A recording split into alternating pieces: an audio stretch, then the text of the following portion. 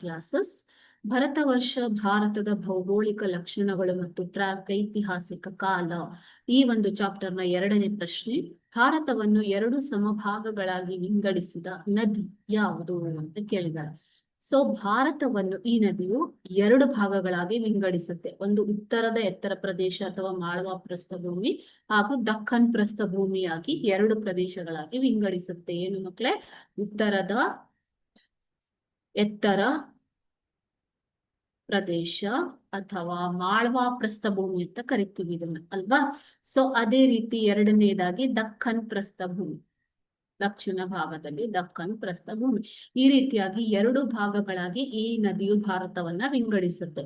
ಅದು ಯಾವ ನದಿ ಅಂತ ನೋಡೋಣ. ಆಪ್ಷನ್ ಎ ಯಮುನಾ ನದಿ, ಆಪ್ಷನ್ ಬಿ ಗಂಗಾ ನದಿ, ಆಪ್ಷನ್ ಸಿ ಸಿಂಧೂ ನದಿ ಮತ್ತು ಆಪ್ಷನ್ ಡಿ ನರ್ಮದಾ ನದಿ.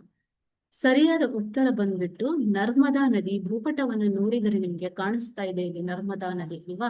ಸೊ ಈ ನರ್ಮದಾ ನದಿಯು ಭಾರತವನ್ನ ಉತ್ತರದ ಮೈದಾನಗಳು, ಎತ್ತರ ಪ್ರದೇಶ ಮತ್ತು ದಕ್ಷಿಣದ ದಕ್ಕನ್ ಪ್ರಸ್ಥಭೂಮಿ ಎಂಬ 2 ಭಾಗಗಳಾಗಿ ವಿಂಗಡಿಸ್ತಾ ಇದೆ. ಆಪ್ಷನ್ ಡಿ ನರ್ಮದಾ ನದಿ. Okay, thank you.